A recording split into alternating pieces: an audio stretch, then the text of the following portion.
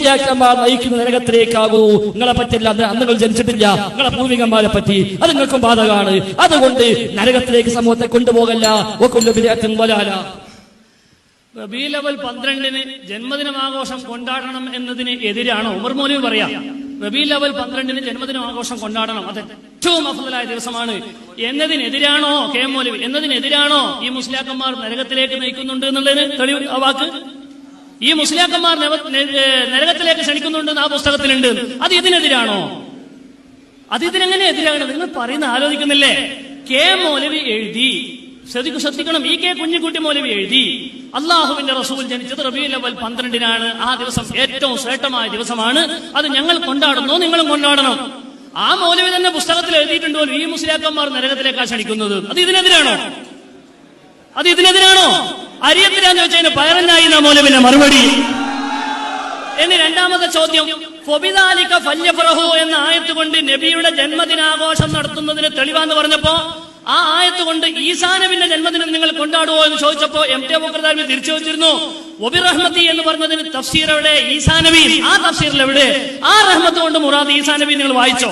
എന്തെങ്കിലും വായിക്കല? അതിനെ വീണ്ടും അരിയത്തിയ ചോദ്യം, മറുപടി പറഞ്ഞായി. ഇനി നിങ്ങൾ കേട്ടോളൂ, ഇപ്പം പുതിയൊരു ചോദ്യം, 9ാമത്തെ ലാസ്റ്റത്തെ ചോദ്യം. എന്താ ചോദ്യം?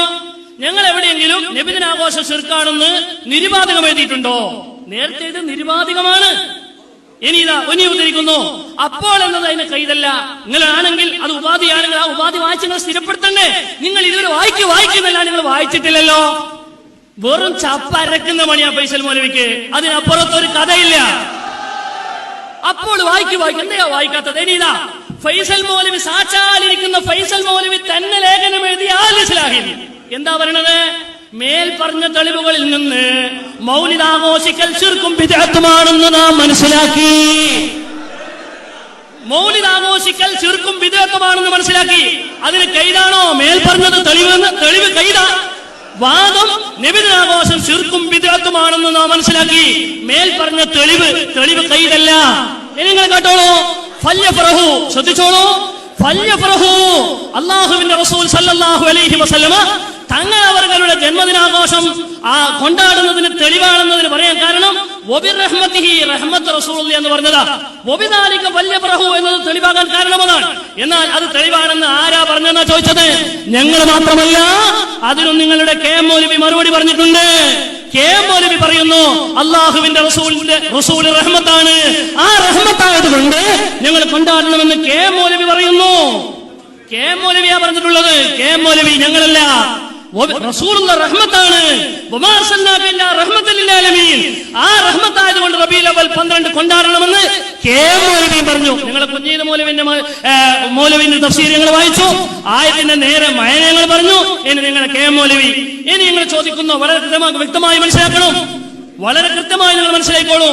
ഫബിദാലിക ഫല്യഫറഹു, ഫബിദാലിക ഫല്യഫറഹു എന്ന ആയത്താണ് തെളിവ്. ആ ആയത്ത് തന്നെ അള്ളാഹുവിന്റെ റസൂലിന്റെ ജന്മദിനാഘോഷം കൊണ്ടാടുന്നതിന് തെളിവാണ്. അതിൽ പറഞ്ഞ റഹ്മത്ത് അള്ളാഹുവിന്റെ റസൂലല്ല, അത് പച്ചക്കള്ളമാണെന്ന് നിങ്ങൾ എഴുതിയത് ഞങ്ങൾ ഒന്ന് വായിച്ചു, രണ്ടാമതും വായിക്കുന്നു.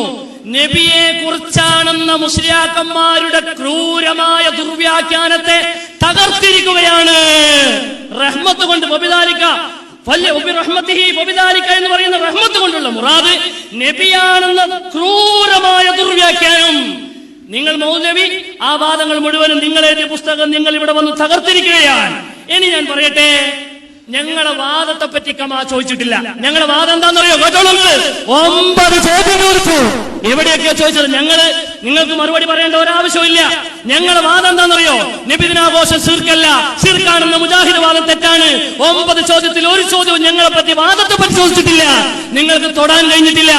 ഇനി നിങ്ങളുടെ വാദം നിങ്ങൾക്ക് മറുപടിയാണ്. എന്താ നിങ്ങളുടെ വാദം? റബീഉൽ അവ്വൽ മാസത്തിന് പ്രത്യേകത കൽപ്പിച്ചുകൊണ്ട് നടത്തപ്പെടുന്ന നബിയുടെ ജന്മദിനാഘോഷവും അനുബന്ധ കാര്യങ്ങളും വിദഅത്താകുന്നു. ആ വാദം അറിയിക്കുന്നുണ്ട്. റബീഉൽ അവ്വൽ മാസത്തിന് പ്രത്യേകത കൽപ്പിക്കാതെ റബീഉൽ അവ്വൽ മാസത്തിനോ മറ്റു മാസങ്ങളിലോ ജന്മദിനാഘോഷം കൊണ്ടാടുന്നത്, നബിദിനാഘോഷം കൊണ്ടാടുന്നത് ബിദ്അത്തല്ല എന്ന് നിങ്ങളുടെ വാദത്തിൽ ഇതാ സമ്മതിച്ചിരിക്കുകയാണ്. വാദത്തിൽ സമ്മതിച്ചിരിക്കുകയാണ്. ഞങ്ങളുടെ വാദത്തിൽ നിങ്ങൾ മറുപടി അറിയിക്കില്ല. നിങ്ങൾ 9 സോപ്പ് കൃത്യമായി മറുപടി പറഞ്ഞിട്ടുണ്ട്. അള്ളാഹുവിന്റെ റസൂൽ ജനിച്ച ദിവസം ഏറ്റവും പുണ്യമുള്ള ദിവസമാണെന്ന്. ലൈലത്തുൽ ഖദറിനേക്കാളും പുണ്യമുള്ള ദിവസമാണല്ലോ ഏറ്റവും പുണ്യമുള്ള ദിവസം. കാരണം ലൈലത്തുൽ ഖദർ ഖൈറും മിൻ അൽഫി ശഹർ എന്ന് ഖുർആൻ പറഞ്ഞതാണ്. അതിനൊപ്പം നിരുപാധികമാ പറഞ്ഞത് ഏറ്റവും പുണ്യമുള്ള ദിവസം. അത് നിങ്ങളുടെ അൽ ഇർഷാദിലും അൽ മുർഷിദിലും എഴുതി